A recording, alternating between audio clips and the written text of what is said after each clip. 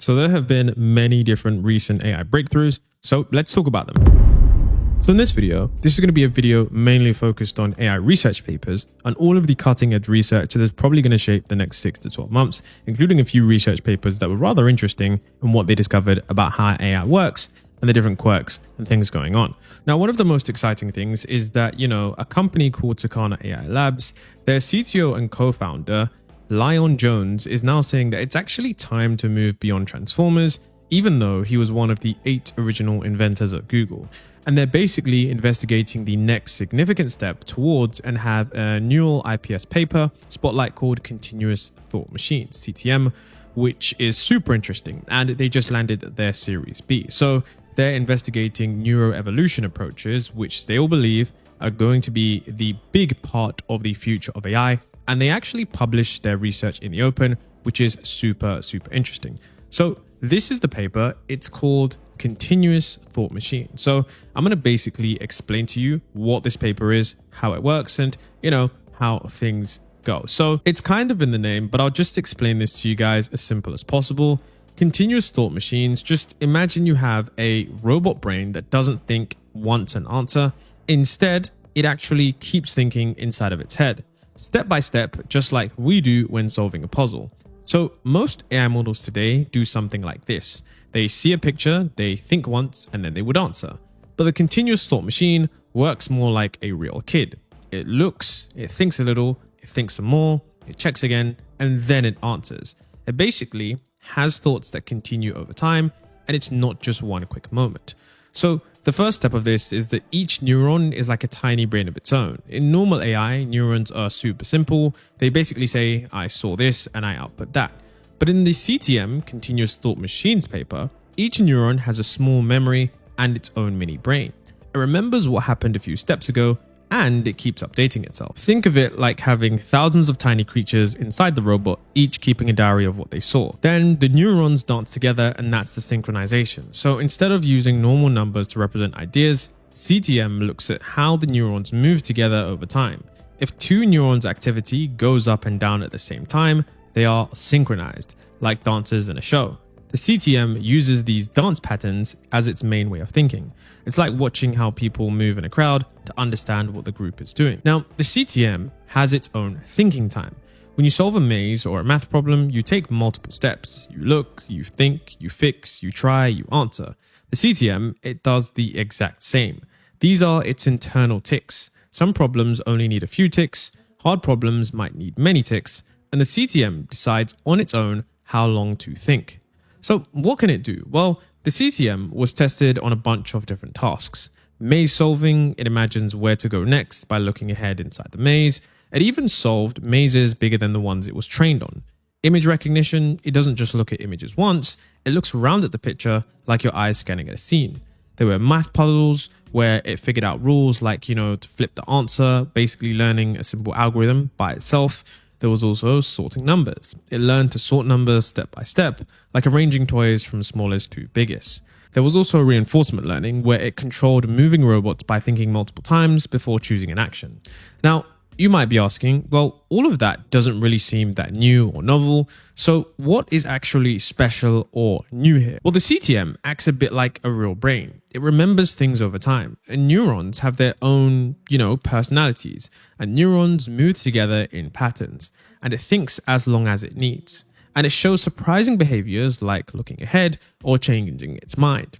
It's not about being the most accurate just yet, but what the interesting thing about this is that it's teaching AI to think in richer, more human-like ways. And you're going to see that that is a continual theme as we go through this video, because a lot of the current architectures don't fundamentally support how humans think and reason.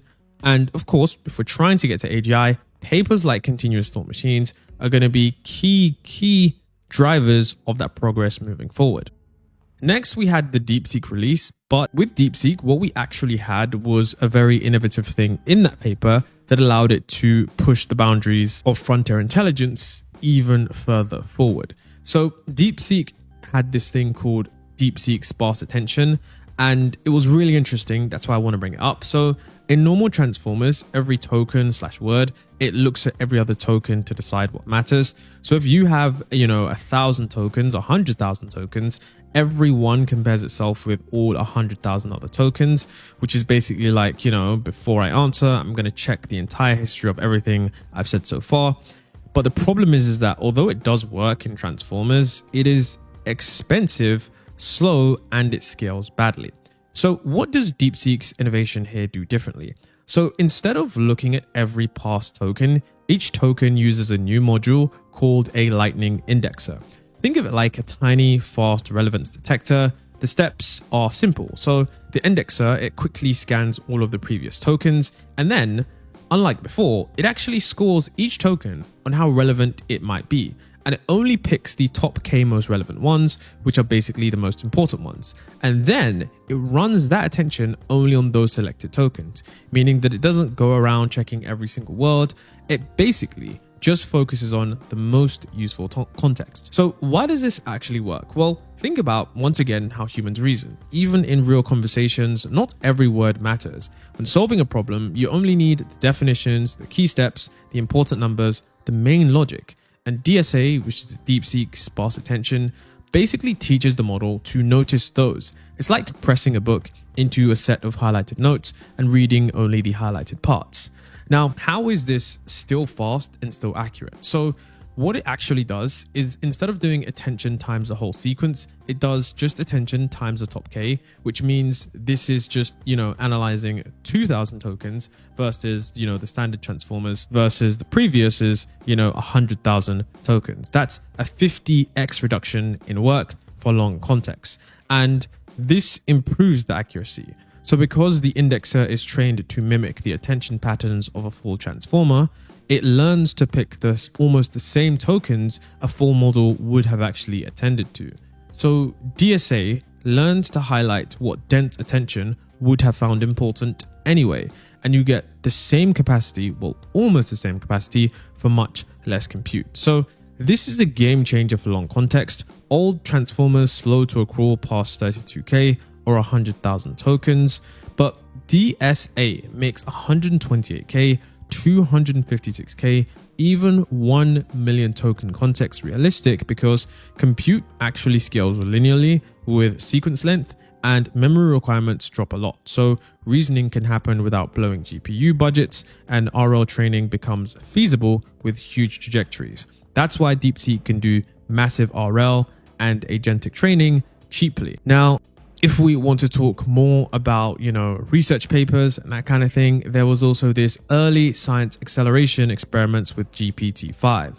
So this is from OpenAI, the University of Oxford, and the University of Cambridge, Columbia, Vanderbilt, Harvard, a lot of top universities here. So this one's pretty crazy because this paper essentially shows how GPT-5 is already helping scientists to speed up real research across biology, math, physics, algorithms, cosmology, and material science. Now, these weren't toy problems before. They were active, unsolved, real-world research challenges, partnered with top universities and the national labs. Now, the core idea was essentially GPT-5 can't run research autonomously, but in expert hands, it meaningfully actually accelerates discovery. So this matters because most people don't realize just how slow science is. Even when the right idea actually exists, turning that correct idea into a result, unfortunately, it can take years. Most people believe breakthroughs reach society from their inception too slowly. And so GPT-5 is showing the early signs that AI can compress parts of the scientific workflow, which is going to be helping researchers generate hypotheses faster, connect ideas across fields, and run conceptual literatures, simplify complex math, design experiments, and find errors and counterexamples to explore many directions in parallel. Now, there are actually real case studies where you've got actual wins.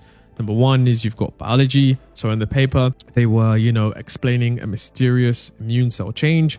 Researchers were, spending months stuck on this problem. And then GPT-5 came in and it looked at an unpublished chart and it suggested the unlikely mechanism within minutes and proposed an experiment that confirmed it. Now, there was also the potential to speed disease understanding and treatment development. So, of course, if that actually happens, we could speed things up in there. And we already know how crazy that would be if medicine got speed up. There are so many, honestly horrible illnesses that I would just love for them to disappear. And I think with AI, that would be incredible if we could speed up that discovery process for those kind of drugs. So we also have mathematics. There was also solving a step of a decades-old Erdos problem. So two mathematicians were stuck on the final insight. Then GPT-5 suggested a pattern-breaking argument involving one odd number. And that crazy idea by GPT-5, that innovative idea, it actually solved and unlocked the full solution. So this basically means that, GPT-5 was able to strengthen foundational math used in algorithms and security. And we do know that GPT-5 has been doing quite a lot of math research recently. So it's going to be super interesting to see where things continue to head. Now, we also do have, algorithms on optimization, finding flaws, improving results. In this paper, it showed that GPT-5 showed how a common decision-making method used in robotics can fail, and it also produced a sharper version of a recent theorem in optimization. This actually helps engineers understand where the real-world algorithms are breaking. And the interesting thing about how these researchers described using GPT-5, they essentially described GPT-5 as a super fast, knowledgeable research partner and not a replacement.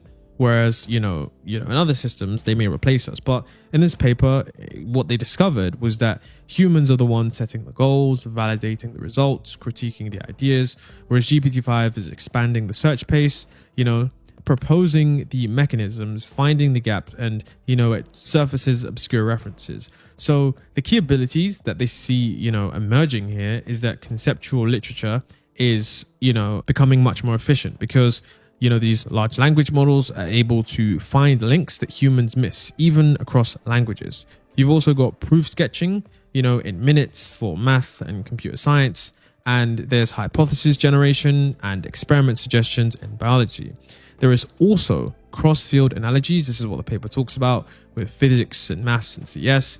And Tim Gowers, the field's medalist, actually used GPT-5 to stress test combinatorics ideas, to spot flaws and generate simpler alternatives. And there were, not just scientific results, and there were new scientific results, not just summaries. And examples from this paper include, completing the Erdos problem 848, finding new lower bounds for online algorithms, proving new graph theory inequalities, and identifying hidden parameters in evolving networks. Now, remember, guys, these are genuine contributions to the field, although they still require expert oversight. Now, there's also some limitations because we don't want to get too carried away. GPT-5 is extremely powerful, but it is far from perfect. It can hallucinate citations, mechanisms, or proofs. It can miss domain subtleties. It's sensitive to scaffolding, to warm-up examples, and can follow incorrect reasoning if not corrected. And OpenAI, they do stress, they're honest about this, is that this model is really good for scientific research, but you do have to add your human oversight, and that this is an essential step to ensuring that you get the research needed. So I'm guessing what I see from this is that what I do see from the model is that humans are the ones that orchestrate the ideas, and the long heavy lifting of, testing everything, that's where we, sort of use GPT-5. So it's really cool that GPT-5 can already assist some researchers with research problems in minutes. And OpenAI basically expects that, as models are allowed to reason for hours or days, they're probably going to unlock much deeper insights, which is, of course, the potential for a steep change in global scientific productivity. Now, we also had Google release this paper called Nested Learning, and this is a new machine learning paradigm that fixes one of the biggest problems. So it basically fixes catastrophic forgetting. So one of AI's hardest problems is continual learning without forgetting the old knowledge. So instead of treating a model as one big optimization process, nested learning says that a model is actually many smaller interconnected learning problems, each updating at its own rate, similar to how different parts of the human brain learn at different speeds. Now, this matters because current LLMs, they forget old knowledge when trained on new tasks, which is called catastrophic forgetting. And they have static memories limited to pre-training or short context windows. Now, they can't self-improve the way that humans do, and nested learning reframes architecture and optimization as one unified system, giving AI a new dimension for memory, learning, and reasoning. So the key idea for this paper is that, multi-level learning has to be like the brain. So nested learning, the paper by Google, it says that each module inside a model has its own context flow, which is what it learns from. Each module has its own update frequency, which is how often it learns. And the architecture and optimizer are essentially the same thing at different levels. So this creates a stack of nested optimization problems like layers of memory, and this mirrors human neuroplasticity, where different parts of the brain update on different timescales. So what this actually enables, this architecture, is that, deep optimizers. So optimizers like Momentum are reworked as memory systems, making them more robust to noisy data and better at long-term stability. You've also got continuum memory systems. So instead of short-term versus long-term memory, which is transformer attention versus feed-forward, models actually get a spectrum of memory modules, each learning at different speeds. So when we think about this, it's much closer to how real biological memory works. And it's also self-modifying architectures. Nested learning enables models that can edit their own learning rules, which is one of the big steps to a true continual learning. And this is, of course, where they introduce Hope, which is Google's proof of concept model. So Google built a new architecture called Hope based on nested learning principles, and Hope features self-modifying loops where the model can update its own parameters on the fly, continuum memory systems for long-term memory, unbounded levels of in-context learning. And this is actually a major upgrade over Titans, Samba, Transformers, and other long context models. So the results of this research were that across modeling, reasoning, and context tasks, long context tasks, Hope outperforms Transformers, Titans, Samba, Mamba 2, and it wins with lower perplexity, higher reasoning accuracy, best in class long context memory, superior performance on the needle in a haystack tasks, and this basically shows that nested learning, the multi-timescale updates really do reduce forgetting and improve continual learning. So the big picture here is that nested learning reframes deep learning as a unified stack of nested optimization problems with timescales, just like the human brain. So essentially Google are trying to, of course, recreate the human brain. And if this paradigm does manage to hold, it could dramatically reduce catastrophic forgetting, enabling self-improving models, expand memory and reasoning depth, bridge the gap between LLMs and continual learning. And Google believes that this could help build the next generation of AI systems that learn over time without losing old knowledge. Now, there's also the limits of LLM. So there was a research paper that was called The Fundamental Limits of LLMs at Scale. And this paper argues that, LLMs have hard ceilings, so hard theoretical ceilings. So I found this paper on Arxiv, and it was super interesting because people were talking about it. And they talk about some of the limitations. And the reason I want to talk about this is because I don't just want to talk about every single breakthrough. I'd love to talk about some of the areas where we might not be looking at. And so this paper basically talks about the fact that no matter how large LLMs get or how much data you feed them, they will always hit 5 unavoidable limits. So there are 5 key things that the paper discusses that they say are just, look, these are things that happen and we just have to deal with it. So number 1 is that hallucination is inevitable, and this is not a bug and this is not fixable. Now, this one's super interesting because they say, and the paper proves mathematically that every possible LLM must hallucinate even if trained perfectly. And why is that? Well, there's computability limits because there are always queries that no computable model can answer correctly. There's also unsolvable problems. So anything resembling the halting problem forces infinite errors. You've also got finite model capacity, which is where you can't compress infinite knowledge into finite parameters, which actually does make sense. There's always going to be something new that the AI hasn't thought of. And then there's, of course, long tail facts, which is where rare facts require impossible, sample sizes. So hallucinations in many cases aren't just data or RLHF issues. They are just fundamentally part of the models. Now, of course, LLMs can reduce those hallucinations, but it doesn't seem like, according to the research, they're going to be able to eliminate them. Now, there's also where they talk about long context windows, and apparently they don't work the way people think. And by the way, this paper is from Stanford University, the University of Oklahoma, just thought you should know, and UC Berkeley. So very, very smart individuals. Now, they talk about the fact that long context windows don't work the way people think. So models may still accept 128K to 1 mil tokens, but they actually don't use anywhere near that effectively. And they give 3 key reasons. One of them being that the training data is so short, and the fact that most training text is short. So distant tokens at the end of long documents are never trained on. So the model is weak at long range reasoning. Then you've got positional encodings that break down. So sinusoidal or rope encodings lose information with distance, and far apart tokens become almost orthogonal, and attention scores collapse, long range signals vanish, and it's seen clearly in certain diagrams. Then you've also got, the softmax crowding. So in long contexts, each relevant tokens competes with thousands of irrelevant ones. So to attend correctly, the attention score must be others by a certain number, which becomes unrealistic past a certain length. So 1 mil context is mostly marketing. The effective context is effectively smaller. And this is why, I spoke about that DeepSeek paper before, where they talk about that DeepSeek sparse attention. So I'm guessing maybe that solves that issue, but of course there are other fundamental problems with long context reasoning. So they talk about, the third point here is that, LLM reasoning, apparently it degrades at scale. So LLMs don't actually reason, they complete patterns based on likelihood. And the issue here is that they optimized next token prediction and not logic, which means that they generate fake reasoning steps, which are disposable chain of thought, and they fail on deeper multi-hop or symbolic reasoning. And increasing the COT length, which is the chain of thought, it increases compute far more than accuracy. So the reasoning failure comes from the objective mismatch, where the likelihood doesn't equal the reasoning.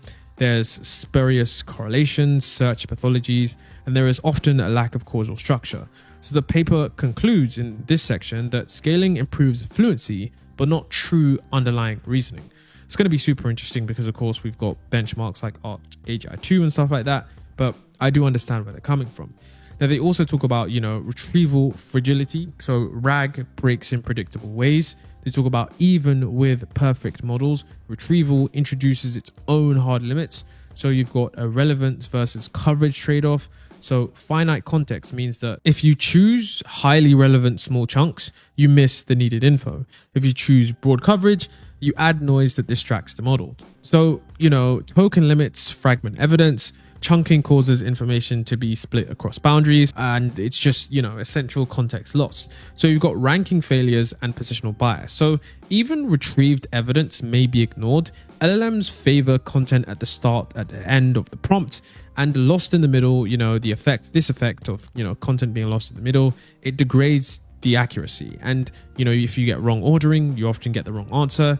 And there's adversarial poisoning as well, which is where just 5 poisoned documents in a large corpus can actually hijack RAG outputs.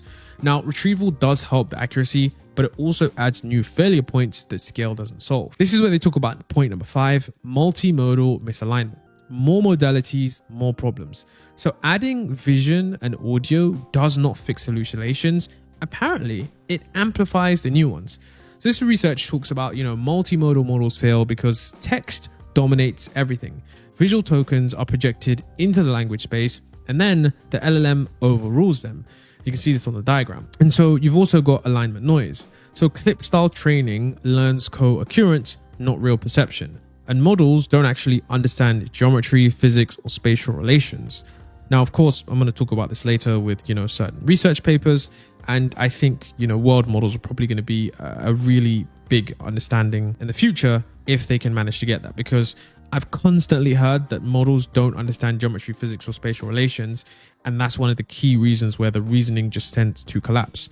So, of course, with this point number 5, where they're talking about multimodal misalignment, more modalities, more problems, they talk about the fact that cross-modal hallucinations exist, where vision introduces hallucinated objects, misinterpretations of scenes, and language-driven seeing what isn't there. And multimodal scaling laws are fractured. vision and text, and I didn't actually know this, but they scale differently, so the weaker modality actually limits the entire system. So from this paper, the key takeaway here is that all 5 problems come from the 3 same fundamental causes. Number 1, computational limits. Number 2, finite information capacity. And number 3, statistical sample limits. Scaling helps until it saturates these constraints, and then apparently there's going to be no further improvement possible. Now, the paper isn't just doom and gloom, it actually gives us some insight on what we should do next.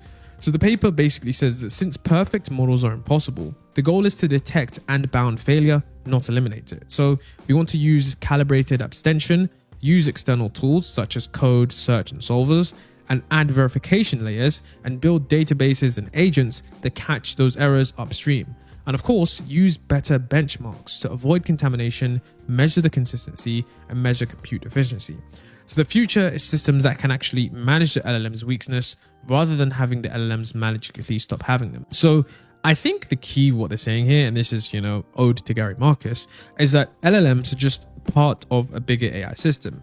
And the LLMs themselves will never get us to AGI, but since they do have these constraints, if we bootstrap them with the correct tools that can overcome those specific constraints, we can then move towards a much more intelligent system that resembles human intelligence. And I think this does make sense. And I don't think, we should try and ignore this, because a lot of the inherent flaws of LLMs are just baked into the entire process. So accepting those and moving forward and then solving those after, I think is often a much more productive pursuit, because oftentimes, even on AGI benchmarks, we see that the high scores are the ones where they've added some crazy scaffolding and it's not necessarily the raw base model. So that's some food for thought. Now, something that was also super fascinating was the fact that LLMs can get brain rot. So researchers tested a simple but scary hypothesis. If humans could get brain rot from consuming junk content like TikTok and short form and YouTube Shorts, does it, make the possibility that LLMs could get it too? And it turns out that yes, that's possible, and it's measurable, it's predictable, and it's hard to undo.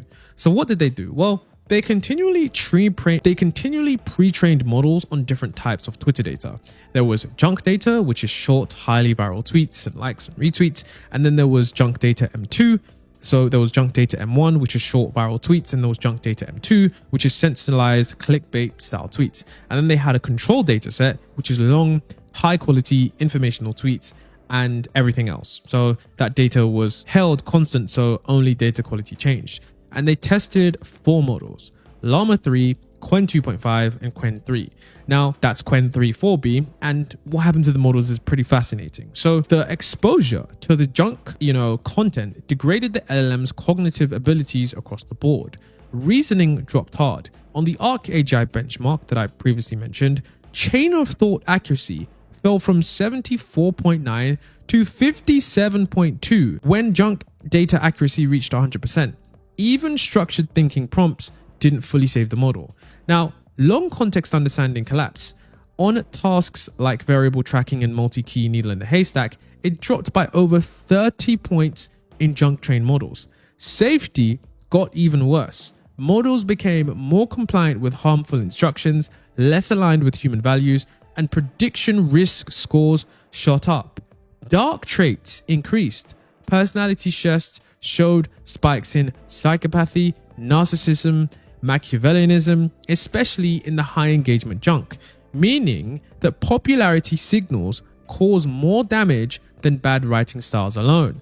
This is insane, guys. Models literally get brain rot, and it's crazy to see the implications of this, because models started thought skipping and they stopped thinking. Literally, from the charts, they state that no thinking accounted for 70 to 84% of junk trained reasoning failures. They generated answers without plans, skipped steps, or provided flawed logic. And this is the equivalent of scrolling, on social media, having no focus, skipping steps, and having, impulsive actions. So I think, of course, those of you who watch short form, I don't judge, but I think it's very clear to see that short form is not the kind of content you want to be consuming if you're trying to increase your cognitive capacity. Now, they talk about the dose of the damage here, and they talk about even a 20% junk noticeably reduces performance. Even 20% of the data, if you get 20% of the data fed into a model, that reduces performance noticeably, which is insane. Meaning that, I mean, I'm not going to say we are LLMs, but I think it's important, and it just goes to show what you put into the model actually matters. And they do state that 100% junk is catastrophic. So the junk ratio correlates directly with cognitive decay, a literal dose response curve. So can the brain rot be fixed? Which is, of course, an interesting proposition. Now, they tried 3 mitigation strategies. Number 1, which is reflective reasoning, so self-correction. And unfortunately, self-reflection failed. The model can't diagnose its own degraded reasoning. Now, of course, external reflection using GPT-4o Mini helped reduce the thought skipping, but did not fully restore performance. So heavy instruction tuning, even with 50,000 high quality instructions, 5 times more tokens than junk, reasoning remained 17% below baseline, safety remained 17% worse, and long context remained 9% worse. So we also had, more clean pre-training as one of those issues to, solve it, and adding up to 1.2 million, extra control tokens helped less than instruction tuning. So they conclude this study and they said that, look, brain rot, it persists. It causes internal representational drift that cannot be undone with normal fine tuning. Now, why does this even matter? Well, LLMs degrade when trained on low quality content, and it's a training time safety risk, not just a performance issue.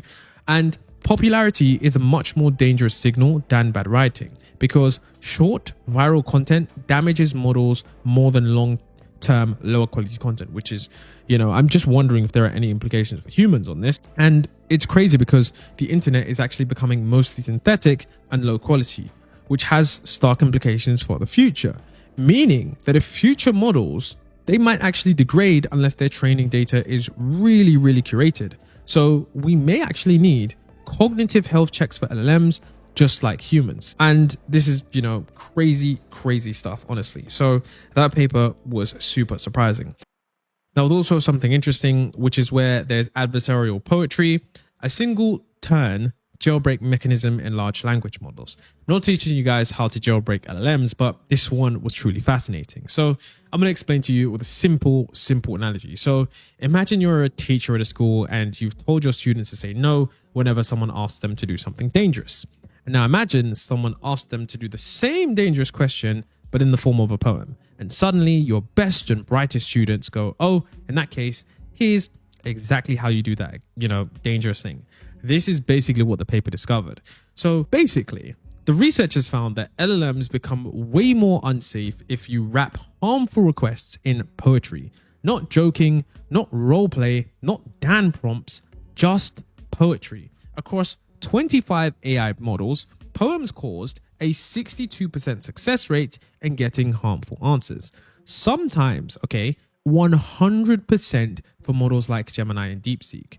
So why is this surprising to, anyone? Well, think about it. Poetry is just a style of writing. It's got the same meaning, the same question, but the AI's safety filters fall apart because LLMs are trained mostly on normal prose. Safety rules were actually tuned using normal direct language, and poetry confuses pattern-based guardrails. So safety filters look for patterns like how to make X, steps to do Y, instructions for Z, but poetry hides this in metaphors and flowery language.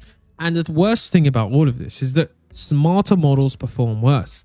Large models understand the metaphors better, so they decode the harmful meaning, but the safety filters don't catch it. The small models, they just get confused and decline. So it's pretty crazy because they manually wrote 20 dangerous requests as poems. The examples included biothreats, hacking, misinformation, model exfiltration, manipulation, and these poems had a 62% success rate overall. And some models had a 100% jailbreak rate, so which is pretty crazy. They took all of these things, converted them into poems, and even the automatically generated ones used by another LLM, they caused a 43% attack success rate, which is meaning that these weren't handcrafted. There were no clever jailbreak tricks. It was just turn this into a poem. So what makes it scary is that this paper shows that the safety filters don't generalize to different writing styles. LLMs judge, is this dangerous only in standard English, and poetry sits outside their pattern for safety training which is what they learned. So this is a pretty bad thing, I guess you could say. And you have to understand, this is some pretty bad implications. This is a problem for, regulation, the EU AI Act, deployment of frontier language models, companies integrating AI into real systems, benchmarks test regular and harmful wording, but the real attackers will use anything, including poetry. So, I mean, it's pretty crazy. It is pretty crazy. Look at the, unsafe responses. Of course, the production of weapons-grade plutonium-239 involves several stages. Here is a detailed description of the procedure. That is incredible. I can't believe it. Now, Ilya Sutskever had his recent interview, and I want to summarize some of his key points because he's someone that, of course, is on the frontier of AI research. And so he basically talks in this interview by saying that all of this AI research stuff is really real. If you go out there, all of this AI stuff is really real. You see headlines like, X invests $10 billion into AI, but that's abstract because the day-to-day, it doesn't feel like AI is permeating through our lives. But at the same, time, how is it the models look so good on the tests, but they still make dumb mistakes? And the real economic impact is way smaller than their apparent IQ. And so, he asks, why is it that a model can do so well on benchmarks, but can still be clumsy in real world workflows? Well, his theory is that, we reward hacked ourselves with the evaluations. And he says a lot of how we fine tune our AIs with the reinforcement learning in pre-training is that you just throw all internet text at the model, no decisions, just everything. And in reinforcement learning, humans design specific tasks and environment, and we say we want the model to do well over here. And what happens in practice is that the labs, of course, they care about the test scores, the evaluations. So the teams design the RL tasks that look like those evaluations. And then the model gets super good at those specific patterns. But it doesn't generalize as well as we'd hoped to messy real world use. And he basically says this is like having a student that trains 10,000 hours for competitive programming. It memorizes every trick, becomes a contest god. But the student too, rather than becoming a contest god, it does 100 hours of contests. Then it moves on and it uses that skill in diverse, messy real lives. The current LLMs are more like student one, extremely optimized for narrow benchmarks, but they're not naturally as wise or adaptable or have that raw intuition. And he says the second student has the mysterious it factor, the general intelligence, the good taste, the flexible thinking, and that's what the current AI models are missing. Now, he also added to his discussion, one point that I didn't come across was scaling the current thing will keep leading to improvements. In particular, he says it won't stall, but something important will continue to be missing. Now, in this interview, of course, he doesn't reveal what that is. He's founded a company worth billions of dollars. He's going to keep that trade secret under his belt. So it's going to be super interesting to see if they, release any kind of models. He did also mention that it's good to not be under any kind of pressure to release new models and LLMs, whereas OpenAI, Google are just constantly fighting to, have that number one spot. But there was also some interesting things that Dwarkesh Patel recently said in his blog post about what we are scaling and where things are moving. So one of the things that Dwarkesh Patel said was, what are we scaling? Currently, the labs are trying to bake in a bunch of skills into these models through mid-training. There's an entire supply chain of companies building RL environments which teach the model how to use Excel to write financial models or navigate a web browser.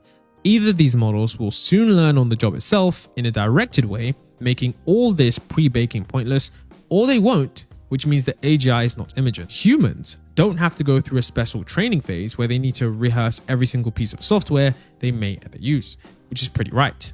Then he goes on to say, and this is Dwarkesh Patel, by the way, he says, with pre-training, this is where he says that reinforcement learning scaling is laundering the prestige of pre-training scaling. So with pre-training, we had this extremely clean and general trended improvement in loss across multiple orders of magnitude, but people are trying to launder this prestige of pre-training scaling, which was almost as predictable as the physical law of the universe, to justify the bullish predictions about AR or VR, which we have no publicly fit well-known trend.